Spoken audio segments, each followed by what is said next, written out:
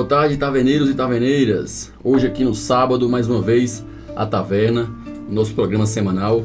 Estou aqui com o Rodrigo Caon. Boa tarde, Caon. Boa tarde, Vinícius. Boa tarde, pessoal de casa. Mais um programa Taverna. Boa tarde, Jonathan, da mesa de operação também. Chegamos ao quarto episódio. Ao quarto episódio. Boa tarde, Jonathan. Você tá bem, né? Pessoal, hoje iremos falar sobre o conflito que está acontecendo na Ucrânia, como a gente conversou no sábado passado. É um assunto que está em voga no momento, está em todos os noticiários, isso impacta diretamente em nossas vidas aqui no Brasil. E hoje iremos discutir um pouco, debruçar sobre esse assunto, começando basicamente quais foram os fatores para a invasão russa na Ucrânia.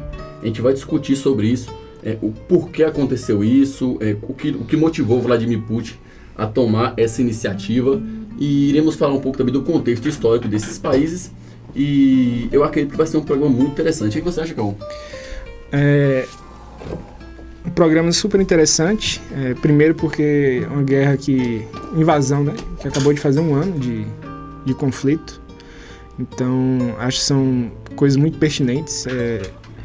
Eu acho que desde a Segunda Guerra Mundial, apesar da gente ter tido vários conflitos, né? A gente nunca teve um momento que a gente se preocupasse tanto com o conflito como essa questão agora da Ucrânia e Rússia, né? Por exemplo, tinha Palestina, questões de Israel, mas assim, todas as nações pararem, se preocuparem com o conflito, acho que desde a Segunda Guerra Mundial é a primeira vez. A nível global, a gente vivia um estado de coisas, uma relativa paz, né, Caon? Sim. Desde o fim da Segunda Guerra Mundial, a gente passou por todo aquele momento da Guerra Fria, mas o mundo nunca se viu envolto de um conflito a nível global. E hoje a gente vê o início dessas rusgas, o início desse conflito a tomar a dimensão de mais de 2 países. Então, é preocupante. Para a gente introduzir o assunto, né, e falar um pouco sobre essa invasão, Cão, na sua opinião, quais foram os fatores que fizeram a Rússia invadir a Ucrânia? Primeiramente, antes da gente entrar nessa questão dos fatores, até nesse sentido, eu acho que as pessoas desacreditavam de uma guerra, né? Porque assim, se a gente lembrar o início, quando tinha ali as notícias, né, começavam a pintar ali esporadicamente de uma possível invasão russa à Ucrânia, acho que o senso global, ninguém acreditava que seria capaz da Rússia invadir outro território, né? Ficava muito naquele negócio assim, tá falando, é ameaça, é pressão. Ou então muitas pessoas têm mania, né, às vezes de pensar assim, mas vai ganhar o que economicamente, né? O que vai ganhar fazendo uma invasão na Ucrânia? Tipo, ou então no contexto político, né? Entre outras nações, assim, mas o que adianta você invadir um país e ter sanções? Mas assim, o principal fator é que as pessoas não entendem, ou até por essa questão de uma noção de paz, elas não entendem o que é uma guerra. Por que a guerra existe, né? Por que as pessoas entram em guerra? E assim, a gente tem várias questões a falar sobre motivações da invasão russa à Ucrânia, mas a gente pode resumir, como a gente já teve um debate aqui, né, um programa falando sobre a Pax Americana, que assim, a gente sai ali da Guerra Fria, depois ali aquele período de Segunda Guerra Mundial, a gente entra ali na Guerra Fria, então ficava meio naquele mundo bipolar. Depois deixou de ser bipolar, né, com a queda da União Soviética, ficou mais num aspecto assim, os Estados Unidos é o dono do globo. Então, realmente, a gente estava ali na Pax Americana. A partir do momento que isso aí começa a ficar ameaçado, outros países começam a olhar para aquilo e falar assim, não é mais só uma pessoa que manda nisso aqui, né? Eu brinco que futebol dá para você aplicar para qualquer coisa. Então, assim, o mundo deixou de ser um campeonato alemão, o Bayern de Munique que comanda tudo, virou um campeonato inglês. Então, você começa ali a ter 3, 4 times começando a brigar pelo título no final das contas. E, assim, antes da invasão à Ucrânia, o Putin tinha feito um artigo onde ele citava, né, que, assim, de forma resumida, até rasa, ele dizia que Rússia e Ucrânia é uma coisa só. Então não tinha por que ter um território ucraniano. Aquilo tudo é Rússia, de forma breve, né? Ele querendo dizer, nós somos o mesmo povo, somos iguais, mesma etnia, e apresentou vários fatores. E assim, aquilo de certa forma era uma ameaça, mas assim, as pessoas desacreditavam. Apenas a inteligência americana é que alertava que os russos estavam se preparando, a movimentação de tropas, os Estados Unidos o tempo todo, né? Avisava, a Europa praticamente ignorava essa questão, né? Não tinha medo, porque assim, essa sensação de paz virou um consenso assim, não vale a pena, quem é que vai ser idiota de fazer um negócio desse? Teve a Copa do Mundo na Rússia, né? Um pouco antes, então assim, deu aquela... o Putin tentando mudar a própria imagem dele, né?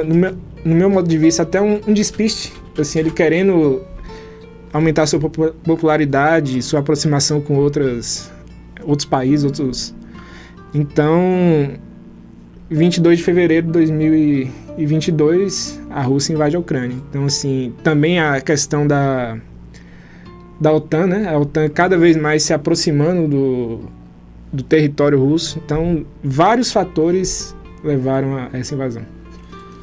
Eu achei interessante, Carl, na sua fala, que se fala a respeito dessa abnegação do Putin, né, o artigo que ele fez, ele dizendo, não, a Ucrânia faz parte da mãe Rússia, ela não são duas coisas. E ele, nesse artigo que você comentou, ele fala assim que a Ucrânia, ela falhou em ser um país soberano. Sim. Ou seja, relativiza a história ucraniana. E para a gente ter os fatores que complementando a sua fala, que os russos invadirem a Ucrânia, a gente tem que ver o contexto histórico do que está por trás ali. E se a gente olhar nas origens do povo russo ucraniano, a gente vai voltar lá para o século IX, existia um povo que eles eram conhecidos como Rus de Kiev. Interessante, Kiev é a capital da Ucrânia. E se não me engano, quando a gente fala de Rússia, Kiev foi a primeira capital da Rússia, né? Então, são países próximos. E esse povo que era conhecido como Rus de Kiev, significa homens que remam. Por quê? Porque era uma região ali onde tinha muitos rios que conectavam toda aquela parte oriental, desde a Europa até a capital do Império Bizantino da época, era Istambul. Então, era um povo só, era uma reunião ali dos bálticos com o povo nórdico, e juntou-se e eram conhecidos como Rus de Kiev. Essa formação política e organizacional, ela durou até o século XIII, mais ou menos, que o Império Mongol invade, e a Ucrânia e a Rússia sempre ficou nessas divisões territoriais, fronteiriças, essas rusgas. No entanto, a Rússia ela começou a ter uma identidade própria, muito mais jovem, muito mais cedo. Isso culminou que lá no século XVIII, a Ucrânia, o território que é hoje a Ucrânia, ela é anexado à Rússia pelos czares, que a Rússia era uma monarquia. E até o próprio povo ucraniano da época era a favor dessa anexação, porque os ucranianos eles ficavam com receio de invasões de outros povos, os poloneses, os lituanos. Então eles foram favoráveis nesse primeiro momento. No entanto, o que aconteceu? Com o desenvolvimento da região e também a ascensão de alguns pensadores, de alguns burguesia dentro daquele momento da Ucrânia, o que acontece é um sentimento nacionalista começando a aparecer, um sentimento de independência.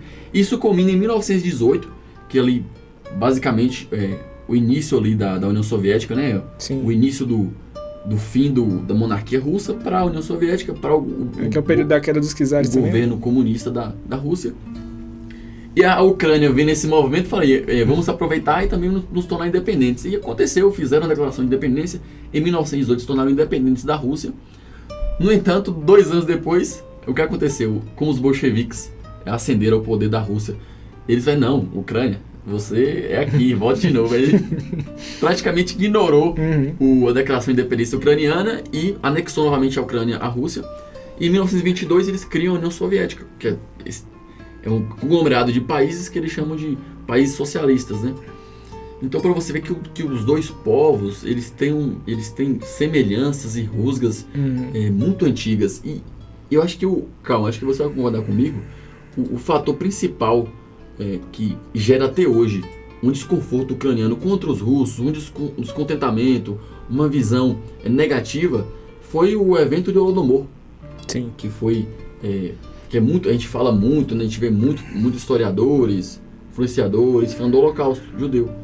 mas poucas pessoas falam do Holodomor, que foi um genocídio do povo ucraniano pela União Soviética por Stalin. Porque ele viu na região ucraniana uma região propensa à dissidência. Sim. Então ele literalmente matou o povo de fome. Morreram 3 a 5 milhões de pessoas. Era a forma educativa de Stalin, né? E o mais... Essa educativa que você falou é engraçado, porque... Engraçado entre aspas, porque todos os dissidentes, não só na Ucrânia, mas em todos os países da União Soviética, que eram identificados pelo serviço secreto da União Soviética, eram mandados para onde? Para os gulags, que eram campos de concentração, que as pessoas eram ser reeducadas. Ou seja... É brincadeira um negócio desse. Exato, né? E a gente não pode Fique desarmado e o Estado fica armado. A gente não pode aceitar esse tipo de conduta e relativizar isso. O Holodomor foi tão ruim quanto o Holocausto e precisamos falar dele. Sim. Acho que é aí que surge essa rusga ucraniana com o russo mais acentuado. No entanto, no início da década de 1990, a União Soviética cai. Sim. Se colapsa entre si, né? E dividem as uniões, os países membros da União Soviética, cada um vai para um lado, ou seja, se divide, tem uma divisão territorial, e a Ucrânia aproveitou esse momento, faz um plebiscito e se torna independente. Finalmente a Ucrânia se torna independente em 1990, para você ver, muito recente. Sim. De lá para cá, foi só bagaceira. Muitos problemas, um país que é envolto de problemas sociais e políticos gigantescos. Acontecia que a Rússia nunca quis perder mão dessa influência dentro da Ucrânia, que ele apoiava os políticos para se tornar presidentes ou ministros e sempre queriam estar influente para a Ucrânia estar perto da Rússia. No entanto, os ucranianos também percebiam que na Europa e o Ocidente tinha prosperidade, tinha desenvolvimento, tinha um capitalismo, tecnologia, liberdades. Eu acho até que sobre isso aí, né, de todos os países ali que faziam parte da União Soviética, a Ucrânia é o único país que ainda parava para pensar assim, fora da caixa, né, fora do bloco. Tipo assim, deixar de admirar a Rússia como o império, né, controlador de tudo, mas assim, a Ucrânia parava para observar, pô, do outro lado da Europa, tipo, a coisa é boa. Olha o que os caras têm. Exato. Não, e olha, outra coisa, a gente pensa que o Brasil, o contexto político do Brasil é uma baderna. Sim. É instabilidade política. Mas a Ucrânia leva isso a um nível que é surreal. Em 2004, salvo engano, Yushchenko, o nome do então presidente que ele foi eleito, mas com sérios problemas nas eleições, mas não eram urnas eletrônicas, né? Eram urnas... O que acontece? Ele foi eleito pró-Putin, só que o povo ucraniano não aceitou. Foram para as ruas. Inclusive, esse movimento foi conhecido como Euromaidan, salvo engano. Sim, o Euromaidan. Inclusive, morreram cerca de 200 pessoas nos conflitos que os policiais atiravam para matar. Foi tão surreal que o Yushchenko ele fugiu para a Rússia. Ele fugiu, entrou um presidente interino, depois foram feitas eleições, foram convocadas novas eleições, um presidente pró-Europa, pró-Ocidente foi eleito, a Ucrânia começou a se aproximar do OTAN, da União Europeia, só que o Yushchenko, ele retornou para ser ministro, porque as forças políticas lá, Rússia é muito presente na Ucrânia, e o cara tinha sido fugido para a Rússia, foi deposto como presidente, mas votou como ministro, porque lá é um semipresidencialismo. Então, para você ver como existe essa estabilidade, não é um conflito que surgiu do nada. Sim. Existia uma presença russa atuante dentro da Ucrânia. É porque quem fala assim, né, principalmente aqui no Brasil, quando as pessoas pensam em Europa, as pessoas só pensam em Paris, Madrid, às vezes Inglaterra, que nem é tão Europa assim, né, se a gente for contextualizar. Mas assim, as pessoas desconhecem totalmente esses aspectos, né? Essas disputas no leste europeu, também da Iugoslávia. Isso praticamente não passa no cerne do brasileiro, né? Talvez o que os brasileiros mais conhecessem da Ucrânia dos anos 90 pra cá era só Shevchenko. Quem jogava videogame e assim, é um legado histórico, vários conflitos internos, né?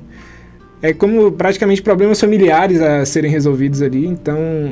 Por isso que muitas pessoas talvez tinham essa visão, tipo assim, por que uma guerra? As pessoas não entendem, né? Tipo assim, o que é que vai ganhar com a guerra dessa? E assim, como você falou, né? Essa questão política da Ucrânia sempre foi muito conturbada, até mesmo a questão das armas nucleares, né, da União Soviética que estavam no território ucraniano e foram devolvidas para a Rússia também é algo absurdo, né, se a gente parar para pensar assim. Como é que você tem um poder bélico em sua mão? Beleza, teve a dissidência ali não foi construído por você ali, né, pelo governo ucraniano, mas assim, isso não é algo que não se faz, né? Você dá as armas pro seu vizinho perigoso e deixa a sua casa lá desprotegida, isso não existe. E voltando um pouco também, na Segunda Guerra Mundial que você falou, Caon, é interessante a gente lembrar o que ocorreu. Quando os nazistas invadiram a Polônia em 1939, dando início à Segunda Guerra Mundial, a Ucrânia estava no meio de tudo isso. A Polônia é do lado da Ucrânia. Sim. Então o que aconteceu? Grande parte da Ucrânia lutou a favor da União Soviética, porque Stalin fez um acordo com Hitler de não agressão. No entanto, depois ele quebrou esse trato. No entanto, a grande porção da Ucrânia lutou do lado da União Soviética. No entanto, na faixa leste surgiu membros pró-partido nazista. Uhum. Então, que queriam inclusive a independência da Ucrânia. Então, até hoje, né, inclusive esse argumento de Putin para invasão, porque ele alega que os povos originários que estão lá russos dentro do território ucraniano nazistas, né? Estão sendo assassinados e perseguidos por nazistas. Inclusive tem o Batalhão Azov, né? O Batalhão de Azov é interessantíssimo falar sobre ele, porque ele ganha destaque justamente em 2014. O que aconteceu em 2014? Para você ver como a Ucrânia está dentro de uma instabilidade política armamentista, com um conflito de verdade dentro da sua fronteira há anos. Em 2014, em resposta à aproximação do então presidente da Ucrânia em 2014 com a OTAN, o que Putin fez? Putin falou: vocês vão se aproximar da OTAN? Então a gente vai tomar a Crimeia. Ele simplesmente invadiu a Crimeia, que é um território ucraniano, invadiu e não, esse território aqui é meu. A partir daquele momento que ele fala assim: esse território é meu, o que acontece? Dois territórios que é a leste da Ucrânia, que tem mais russos, que é a região de Donbas e Donetsk. O que acontece com essas regiões? Elas se autoproclamam independentes, são financiadas indiretamente por Putin. Uhum. Então, para você ter dimensão de como o conflito que é hoje na Ucrânia, ele vem se arrastando aos anos. Ele não começou, ele iniciou de forma escalonada, grande escala, no ano passado. Porque, assim, no entanto, já havia. O conflito sempre existiu, ele não era questão armada, né? Questão bélica, mas o conflito sempre existiu. E o interessante é que o Batalhão de Azov, ele começa a ganhar... as pessoas começam a saber que ele existe, de fato, em outros países, quando a Donbas e Donetsk se declaram independentes, territórios que são da Ucrânia. O Batalhão de Azov, ele se posiciona contrário a isso, e junto com o governo ucraniano, eles vamos entrar em conflito com essas regiões e com não vamos aceitar essa autoproclamação de independência. Então, o 2022, fevereiro de 2022, foi um conjunto de fatores que gerou essa invasão russa à Ucrânia. Pessoal, a gente deu uma introduzida no assunto, a gente vai fechar o primeiro bloco aqui. Logo mais a gente volta com mais questionamentos sobre o assunto, e fiquem agora com os nossos patrocinadores.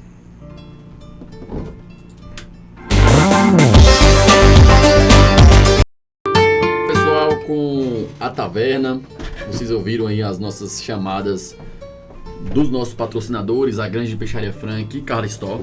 Carla Store é uma empresa nova aí na cidade, 6 meses de vida praticamente. Tem vários artigos femininos, desde acessórios, roupas femininas. Inclusive tem um estúdio de beleza no fundo que fornece serviço de manicure, pedicure, tanto a parte de cabeleireira, cílios, enfim, é muito completo. E a Grande Peixaria Franca, empresa tradicional da cidade, mais de 20 anos, fornecendo os melhores produtos de peixes, frangos, defumados. E que está chegando agora a Semana Santa também, a procura por peixe aumenta. Então, muito obrigado aos nossos patrocinadores, e vamos voltar ao assunto. Inclusive o melhor bacalhau da cidade também. Oh, delicioso. Vamos voltar ao assunto sobre a guerra na Ucrânia. E Rodrigo, sobre a guerra em si, a guerra entre aspas, porque até uma guerra semântica, né, também, Uhum. que é a invasão, porque não vejo que a Ucrânia agrediu a Rússia para justificar que ela a invadisse. Então, quais foram os principais acontecimentos do conflito até agora? Então, né? Primeira noção que as pessoas tinham a respeito disso era que a invasão era improvável. Eu lembro que eu tenho até alguns conhecidos, né, que moram na Europa e tal, quando começava a sair a notícia, até mesmo lá, isso não vai acontecer nunca, não sei o quê. As pessoas desacreditavam de forma geral, como a gente apontou no primeiro bloco. Mas, assim, passados um ano de invasão, a primeira coisa que a gente percebe é que, assim, o comércio global, né, esse denominado globalismo que a gente está acostumado a ouvir na escola e tudo, ele foi gravemente alterado. Primeiro ponto que a gente pode citar aqui, né? Você não pode... Trump, né, durante o período de governo dele, ele sempre criticou a forma como a OTAN era administrada, como a OTAN se conduzia, né? Era subserviente. Subserviente. E, assim, é porque é uma noção de guerra que a própria organização militar, né, do Atlântico Norte, a gente pode dizer ocidental, praticamente, nem eles mesmos acreditavam numa guerra ou num conflito que pudesse emergir, né? Porque, assim, você tem uma organização que você se defende da Rússia, da União Soviética de forma geral, né? E seus países membros dependerem energeticamente desse país, isso é um absurdo, é burrice, se a gente parar para pensar, né? Mas não é burrice porque, assim, essa sensação de paz e essa questão comercial, como era feita, você praticamente ignorava esse contexto porque ele não existia. A Rússia vai invadir a Ucrânia e vamos aplicar sanções a eles, mas, assim, será que as pessoas paravam para pensar, os caras vão parar de fornecer carvão, vão parar de oferecer outros coisas que nossa economia, né, a nossa sociedade depende. Então, assim, a questão de inflação na Europa foi para números nunca vistos, inéditos, né, que a gente sempre costuma ver como um continente, assim, extremamente organizado, com IDH alto. Então, assim, gerou muitos conflitos políticos internos. Também outros países começaram a ficar atentos, né? Porque, assim, por exemplo, questão brasileira, a gente não pode se declarar contra a Rússia porque somos parceiros econômicos. Então, assim, a nossa posição é neutra nesse conflito, né? Brasil. E, assim, também com a China, que também é mais próxima da Rússia, né? Então, assim, os países começaram a observar que tem que ter muito cuidado, porque, assim, não é só pela questão econômica. Você também tem que levar outros fatores históricos, culturais, antes de você começar a fechar negócio com outros países, né? Isso agora vai ser alterado. Uma coisa que eu vejo, isso é uma opinião pessoal, eu acho que a partir de agora, esse mundo, nós que somos da geração dos anos 90 pra cá, né? Essa questão assim, vou tirar meu passaporte, vou pra fora, vou conhecer o mundo, vou fazer um intercâmbio. Isso vai começar a ser alterado, porque, assim, a questão da segurança, ela vai começar a valer mais a partir de agora. Né? Vai ser priorizada, entendeu? O mundo não vai ser mais tão aberto. Então, assim, até mesmo se você deseja mudar de país, primeiro você precisa estudar agora, assim, quais são os problemas que existem, quais são os países que têm conflito com o país onde eu estou desejando ir, onde eu estou desejando morar, porque, assim, do nada pode acontecer algo e você se vê no meio de uma bolha, né? Como a gente observa na Ucrânia, quantas famílias brasileiras tinham lá, muito também questão de jogadores de futebol que iam jogar na Ucrânia, né? Que tinha uma liga atrativa, um mercado até de muitos brasileiros, porque era bem remunerado, então muitos jogadores brasileiros saíam da Liga Brasileira para poder ir para a Liga Ucraniana, jogadores famosos até, né? Então, assim, a gente acompanhou também aquele período ali de invasão, mísseis, avião, caças passando o tempo todo, né? Conflito aéreo.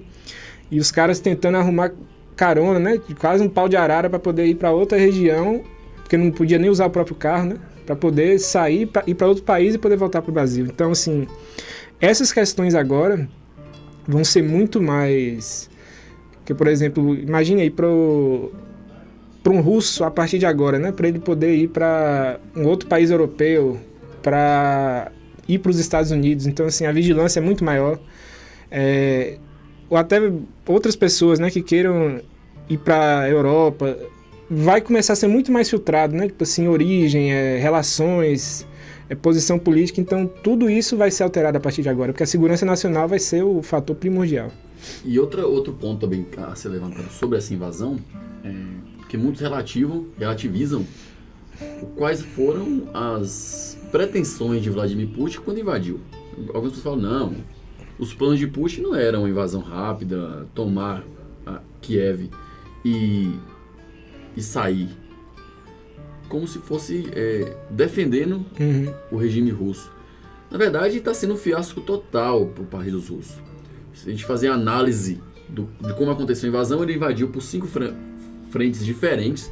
Invadiu pela Crimeia, que havia anexado, pelo leste, ele invadiu pela a fronteira Rússia-Ucrânia e por Belarus. E a comunidade internacional na época ficou cético, muitas pessoas céticas de que não ia acontecer a invasão. E eu lembro que você falou, a inteligência americana falou, a invasão vai acontecer, a questão é quando. Ele mobilizou 150 mil soldados para a fronteira e as pessoas ainda ficavam, não vai ter guerra, defendendo essa paz, essa ação de paz. No entanto, ela aconteceu e ele tentou invadir Kiev de forma... ele tentou invadir a Rússia, a Ucrânia, de forma rápida, derrubar o governo que estava lá, o regime ucraniano, colocar alguém pró-Rússia e sair. No entanto, a gente viu o que aconteceu. O que eles não esperavam é a resistência ucraniana. Os russos não esperavam pela resistência ucraniana. Então é verdade que acredito que nem os próprios países ocidentais acreditavam da capacidade ucraniana de segurar a grande Rússia, uma das maiores potências militares do mundo, o segundo maior arsenal nuclear do planeta Terra. Eles não acreditavam que a Ucrânia ia conseguir segurar. No entanto, quando eles viram que a resistência ucraniana era poderosa, forte, concisa e houve um levante popular, os países ocidentais não ficaram restritos aos embargos que foram gigantescos e primordiais também, os embargos econômicos. Grandes oligarcas russos tiveram seus bens confiscados na Europa e Estados Unidos. O próprio Tesouro Nacional Russo, que estava diversificado ali na Europa, foi confiscado também. Então foi um grande baque para a Rússia economicamente. As próprias sanções de não comércio, não realizar comércio com a Rússia, começaram a enviar equipamentos, mantimentos, roupas. Se somar todo o envio de equipamento bélico, equipamento humanitário, é 110 bilhões de dólares. É muito dinheiro. E recentemente a gente viu um retrato desse fracasso russo, que a única capital de preponderância que eles conseguiram anexar, tomar, era a capital de Kherson, e os ucranianos conseguiram retomar Kherson, fizeram uma grande ofensiva contra os russos, empurraram os russos para o leste de novo. Eles tiveram que ficar concentrados na parte de Donbas e Donetsk e na Crimeia. E Putin, percebendo o problema que estava nas mãos dele, o que ele fez? Ele correu, fez um referendo, que a comunidade internacional não reconhece, anexando a região de Donbas e Donetsk ao território russo. Por que ele fez isso? Se Donetsk e Donbas é russo e a Ucrânia invade, entre aspas, um território ucraniano, abre o precedente da utilização de armamento nuclear. E hoje já se discute a utilização de armamento nuclear no conflito Ucrânia e Rússia. E isso é um assunto muito delicado. A Ucrânia, eu acredito, você vai concordar comigo, Calma, igual você falou anteriormente, ela está nessa posição que está hoje de sendo invadida pela Rússia porque na década de 90 ela entregou todo o seu armamento nuclear para a Rússia, visando o quê? A Rússia simplesmente assinou um trato dizendo: eu não vou invadir você e você me entrega o seu armamento nuclear. Se eles tivessem armamento nuclear hoje, Putin teria invadido? Não. De forma alguma. Isso até é uma arma de dissuasão. Isso até é uma cultura, né, que as pessoas têm. As pessoas, na verdade, têm preconceito com armas, porque assim, as pessoas, por acaso, Jonathan jogasse uma arma aqui na mesa, meu Deus do céu, não no nosso caso, né, mas assim, é uma gritaria, um corre-corre, a arma tá aqui parada, mas todo mundo começa a correr, tremer, se cagar todo. é basicamente o que a Ucrânia fez. Tipo assim, nossa, uma arma nuclear, misericórdia, meu Deus do céu, e agora toma isso aí, eu não sei mexer com isso não, se vira com isso aí. Então, assim, o Zelensky, o próprio Zelensky, o presidente da Ucrânia, que é tido como grande guerreiro, né, pelos europeus, ele era um desarmamentista antes da invasão. O guerreiro dançarino, né? Ele era um desarmamentista. Como assim o cara é desarmamentista? Hoje ele joga fuzil na rua para atrair os homens ucranianos para a guerra. Então, a própria incoerência do desarmamentismo também. Dentro da Ucrânia, dentro do presidente hoje que dá arma, fuzil pro povo. Até outra questão de logística, né, como você estava falando, é assim, como é que você tem um determinado modelo de tanque e você não fabrica a munição para esse modelo dentro do seu país? Você depende de outros países terem que enviar para você, né? Então, assim, no meio de uma guerra, você ficar dependendo de logística, isso é algo absurdo. E também porque, assim, é algo que Trump sempre falava, né? Assim, a Europa toda basicamente está nesse processo, né? Porque, assim, não, a gente tem uma organização militar, a gente tem poder bélico, temos caças, temos armas nucleares, mas, assim, de fato ninguém se preparava para um confronto iminente, né? Pela sensação de paz. E a Ucrânia, fora essas questões políticas, né, conturbadas e, assim, essa descrença total, sempre olhando para a grama do vizinho, né? Tipo assim, não, os outros países da Europa estão assim, a gente quer ser assim, mas sem melhorar a sua organização interna. Então, assim, ela paga um preço muito alto, mas vale ressaltar também, assim, a bravura com que os ucranianos estão resistindo a essa invasão é algo nunca visto, porque, assim, todo mundo, né, por filmes e que acompanha, assim, essa questão do mundo militar, sempre temia a Rússia, sempre tinha uma admiração pelo poder bélico da Rússia. Agora, assim, eu acho que estrategicamente a Rússia tem sido um fiasco nessa guerra, né? Porque, assim, acho que se não tiver errado, acho que chegaram a ocupar 27% do território ucraniano.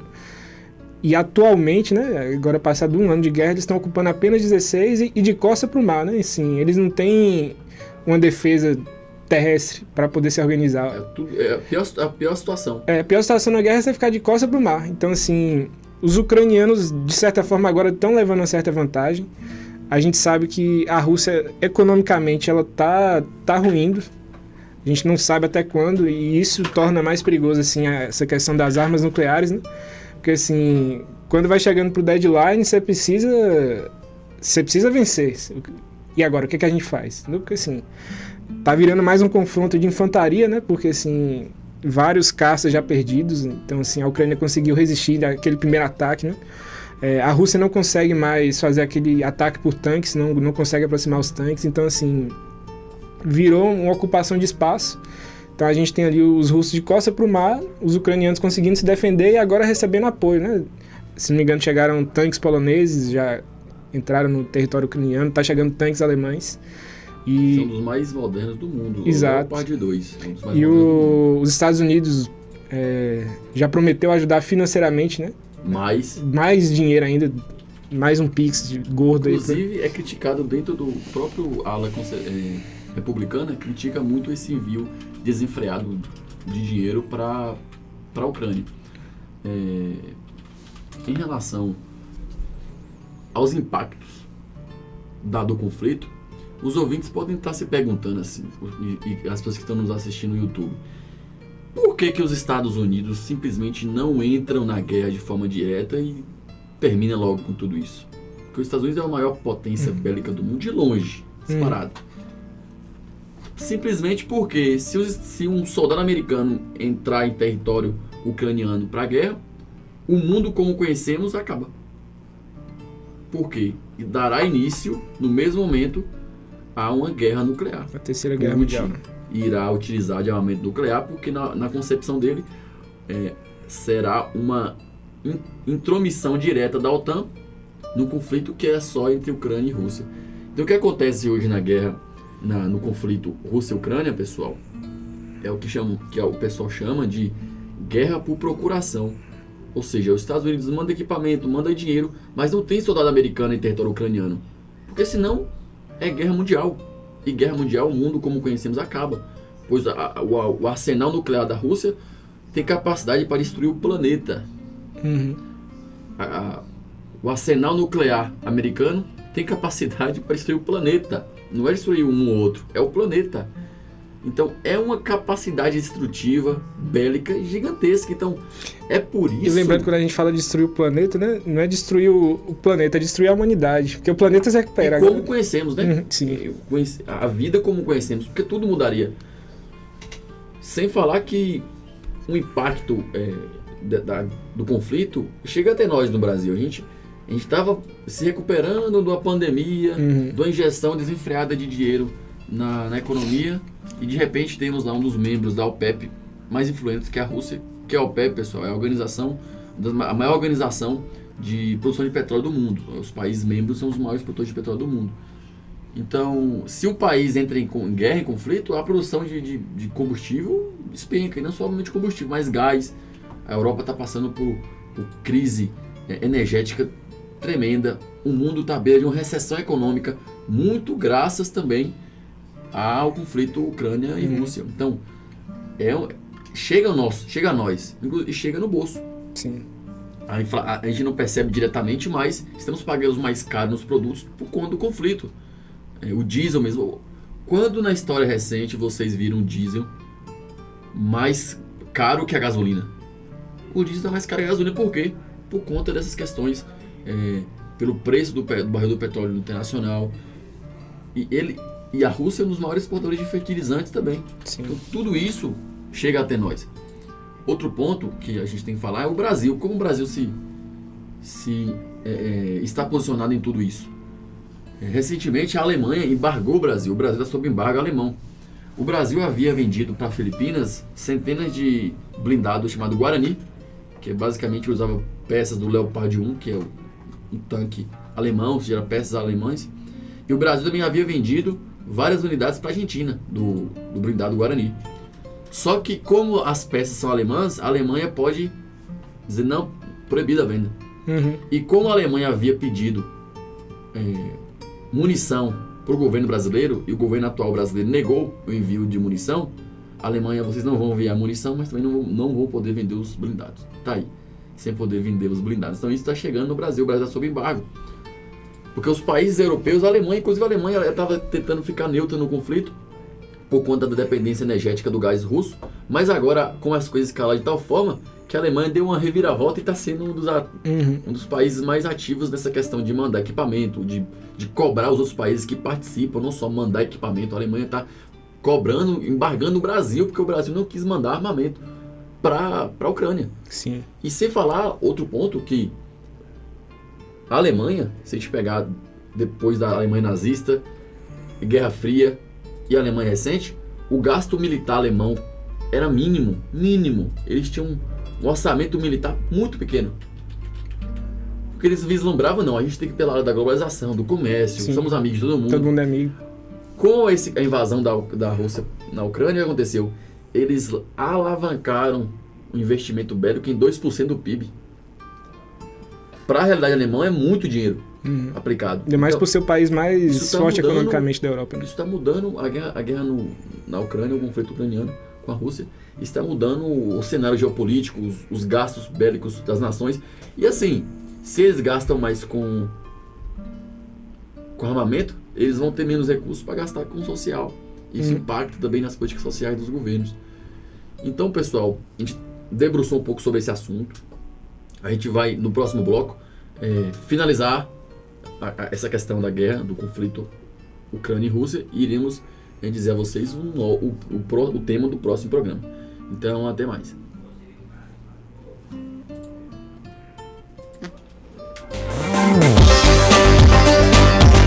A Taverna volta já já. Estamos de volta com o programa Taverna, o melhor programa do sábado. A gente fala sobre geopolítica, falamos sobre conservadorismo e assuntos que estão em alta nos noticiários e assuntos que realmente importam, né, Cal? Hoje a gente está falando, debruçando sobre a guerra na Ucrânia, o conflito ucraniano, a invasão ucraniana pela Rússia e seus desdobramentos. Cal, você viu recentemente que a Suécia e a Finlândia, países que eram historicamente neutros, querem fazer parte da OTAN. Ou seja, esse movimento russo, a invasão, mandou a mensagem para o mundo que o tempo de paz acabou. Então, ou vocês se preparam ou não vão ficar tranquilos como antigamente. O que você tem a opinar sobre esse assunto? Assim, a primeira com certeza, eu acho que assim, a mentalidade... quem não mudou a mentalidade ainda é porque está muito alheio do que está acontecendo no mundo. Mas um ponto a se levar em consideração sobre isso, assim, eu considero a invasão russa até agora como falha catastrófica, porque assim, se você não queria a Ucrânia fazendo parte da OTAN, agora você arrumou, além de Ucrânia, se não tiver escalada do conflito, né? Se o conflito se encerrar por isso aí, ninguém sabe se... não sei nem se dá para categorizar se vai ter um vencedor ou não, né? Pode acontecer de tal território agora é russo, isso aqui é ucraniano, mas assim, o que está acontecendo é você tinha um país vizinho querendo se filiar à OTAN, então você estava chamando o inimigo para perto. Agora você está pegando outra parte da fronteira, né? Que é essa questão da Finlândia e da Suécia, também vão entrar para a OTAN. Então assim, a Rússia ela pode sair desse conflito quebrada, desmoralizada, a própria população desacreditando do governo, né, e das intenções do chefe do governo, e você arrumar mais, fortalecer o inimigo sem, que é a OTAN sem ter tido um confronto direto, né? E, pessoal, se vocês não sabem o que significa a OTAN, é a Organização do Atlântico Norte. É uma organização militar dos países ocidentais que se uniram para fazer, ao invés de ser cada um em sua esfera ali territorial, não. Todo mundo se defende em bloco. Se defende em bloco. Inclusive, ex-repúblicas soviéticas, Lituânia, Estônia e Letônia, eles fazem parte da OTAN. Então, se a Rússia invadir a Lituânia, por exemplo, hoje, é conflito nuclear. Por que não invadiu a Lituânia? Só que a Ucrânia não era da OTAN. Por isso que a OTAN não interviu diretamente. Sim. Interviu por procuração, mandando dinheiro. E guerra por procuração, a gente já viu no Vietnã, no Afeganistão, nas Coreias. Então não é algo novo no cenário global. Pessoal, a gente vai encerrando aqui o assunto da invasão da Ucrânia. Espero que vocês tenham aprendido muito sobre essas questões, se atualizado, se não estavam por dentro do que estava acontecendo, o que é a Ucrânia, o que é a Rússia, qual a semelhança desses povos. Espero que vocês tenham gostado.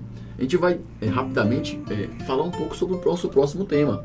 No próximo programa a gente vai falar sobre o armamentismo, que tem tudo a ver com a guerra na Ucrânia, só que o armamentismo da população civil, o quão é importante isso para a sociedade e o quão os armamentistas são hipócritas, como o caso de Volodymyr Zelensky, presidente da Ucrânia, hoje tido como grande soldado ucraniano pelos europeus, mas que era um desarmamentista, mas quando a Rússia invadiu se tornou um armamentista do nada e começou a dar fuzis para a população, para o povo, para os homens que queriam e mulheres que queriam defender o seu país. Não, e até a gente falar também como essa questão da arma civil, né, ela é um negócio trajado, taxado até às vezes como demoníaco em alguns aspectos, né, para assim, mudar a consciência da população na questão de se defender. Tentam criminalizar, né, uma forma de defesa para tentar jogar todo esse aparelhamento e essa segurança para o Estado, né? Tipo assim, o Estado é o deus da segurança, da nossa segurança pessoal. Né? É aquele mito. A arma, pessoal, a arma de fogo, ela não é feita para matar. Ela é uma ferramenta de defesa. Ela defende você da injusta agressão. É isso que ela é feita. Se pessoas utilizam da arma para outros fins, não é o fim dela. Sim. Essa pessoa está errada. A pessoa que é o problema, a pessoa que está usando a ferramenta de forma errada. Então ela tem que ser afastada da sociedade, tem que sofrer sanções, e, enfim. Vai ser um assunto que é muito bom. Muita coisa para falar. Nossos ouvintes, os telespectadores vão aprender muito, com certeza. E a gente vai ter convidado também, viu, Rodrigo? A gente vai trazer um convidado que tem expertise no assunto para falar e debruçar sobre isso. Antes de encerrar o programa, eu gostaria de mandar um abraço aí pro meu pai que está assistindo, pra minha mãe, a minha esposa e pros amigos de Alagoas, Paulo, que mora lá em Alagoas, tá ouvindo a gente, viu? Amigo Paulo, tenho o amigo Gilberto, lá de São Paulo, Vinícius de Minas Gerais e o Alisson cearense, cabra retado. Então um abraço para vocês e fiquem com Deus. Foi uma honra ter vocês aqui mais uma vez nesse sábado, e sábado que vem tem muito mais. Queria deixar um abraço aqui para minha namorada Bruna, ouvinte assídua, né, do programa, mais uma vez aqui, também para sua família. Também para meu amigo João Gabriel, tá escutando a gente. Estava no trabalho, perguntou se ia ter programa hoje. Eu falei, com certeza, e Manda um salve. E Bruno é colunista do 13ª Conquista também, né, Cal? Também. Pessoal, fique com Deus. Assunto esgotado. Hoje os taverneiros ficam por aqui. Agradecemos imensamente por sua companhia.